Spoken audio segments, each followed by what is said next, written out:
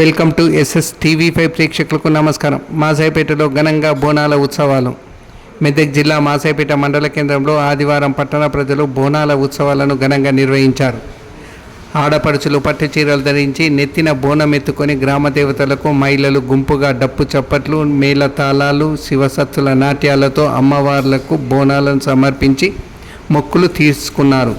గ్రామానికి చెందిన గ్రామ ప్రముఖులు మాజీ sarpanch Madhusudan Reddy, Nagaraju, MPTC Siddiramulu Goud, society director నర్సింహులతో పాటు నాయకులు, ప్రజలు, మహిళలు పాల్గొన్నారు.